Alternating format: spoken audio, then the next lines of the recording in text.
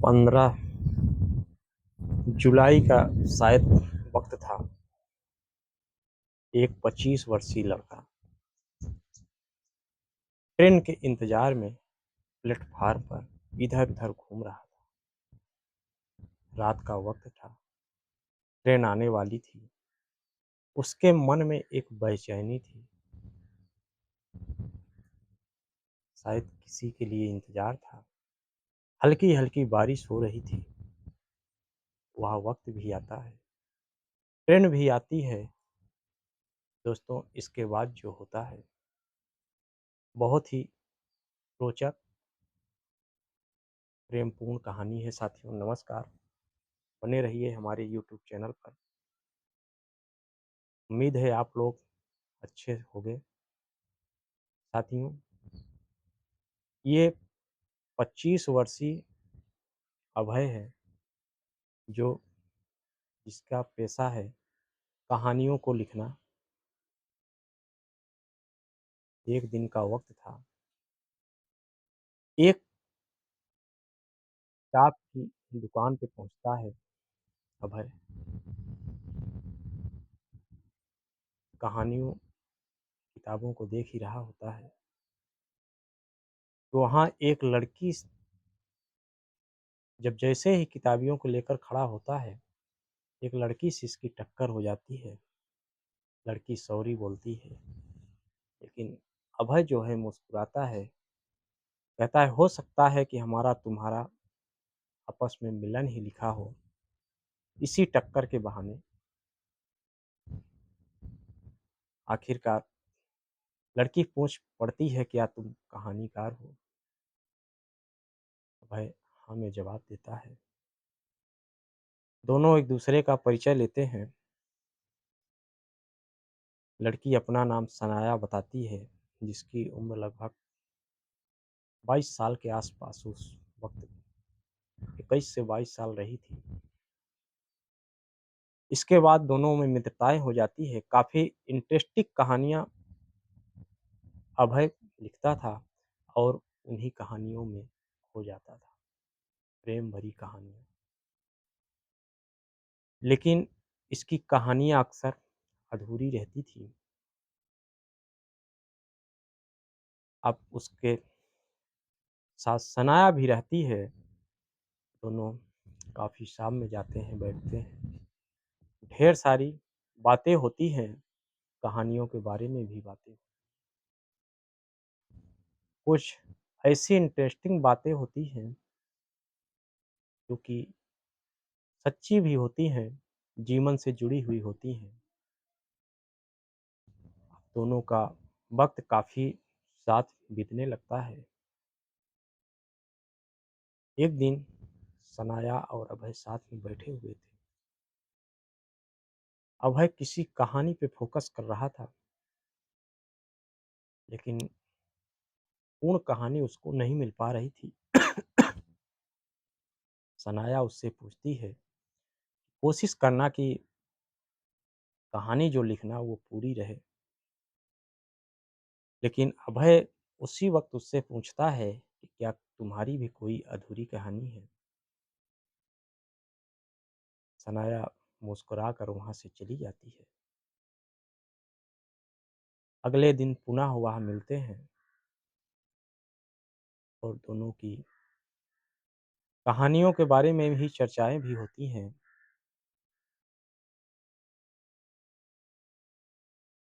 काफ़ी जब साथ एक वक्त गुज़ारते हैं, तो एक दिन हँसी-मज़ाक में ही सनाया कह देती है कि तुम अपनी कहानी देखना, अधूरी ना रह जाए। लेकिन अभय शायद उस बात को समझ नहीं पाता और लंबे वक्त से दोनों जब एक साथ बिताते हैं, एक दिन ऐसा आता है कि सनाया अचानक अभय के ज़िंदगी से दूर चली जाती है।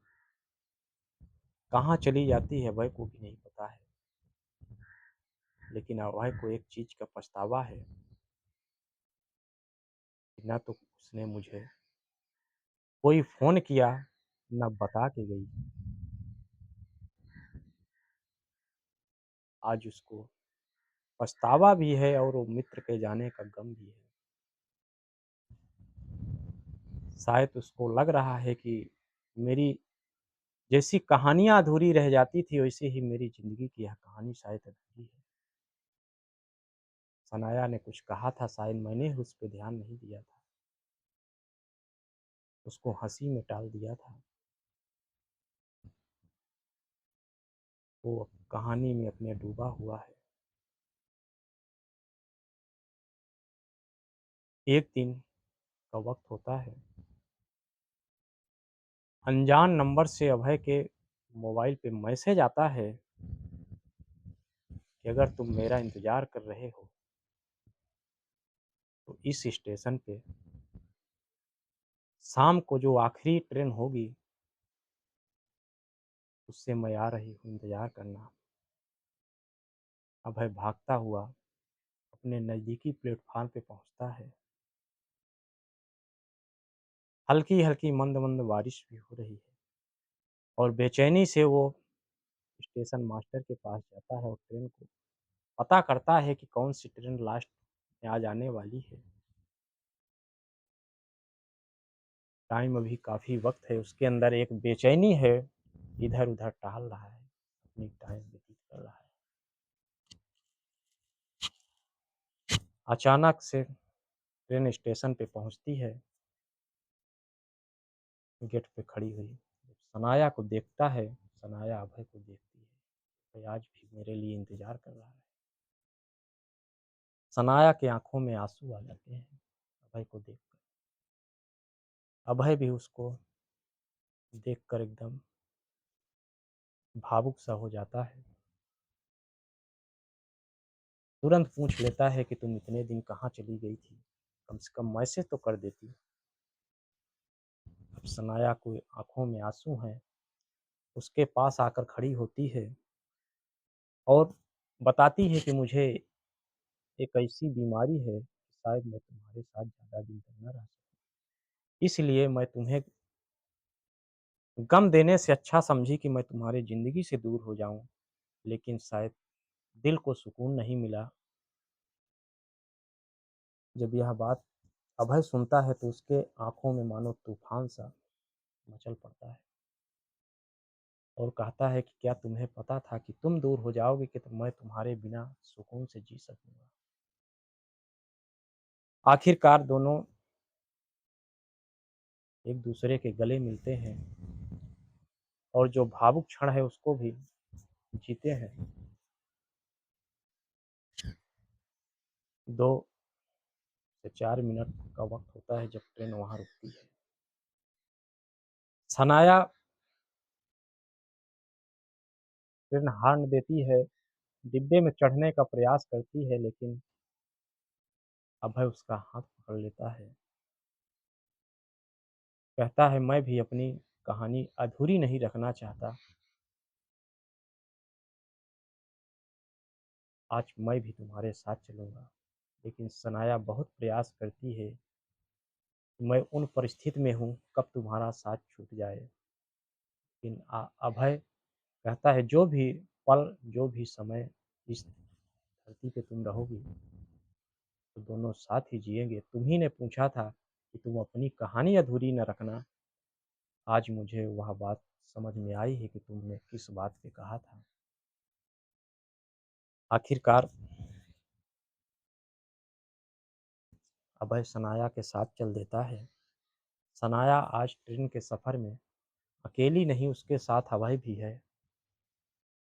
ये एक ऐसी ज़िंदगी की कहानी है दोस्तों, जो शायद अक्सर लोगों की अधूरी हो जाती है, लेकिन अभय और सनाया की कहानी, जो एक कहानीकार है, लेखक है, लेकिन सच्ची में असल ज़िंदगी में उसकी कहानी ऐसी है, जो अधूरी होते-होते पूरी हो जाती है और सनाया का साथ मिलकर उसकी कहानी पूरी होती है। दोस्तों, ये एक बहुत ही प्रेरणादायी और प्रेम भाव से भरी हुई सनाया और अभय की कहानी थी दोस्तों, जो ज़िंदगी के सफ़र में दोनों को साथ मिलता है, लेकिन जब दोनों बिछड़ते हैं, उनको ऐसा आभास होता है जैसे ज़िंदगी में शायद उनके कुछ नहीं है दोस्तों। कहानी अगर अच्छी लगी हो तो वीडियो को लाइक और सब्सक्राइब करिए साथियों। नमस्कार।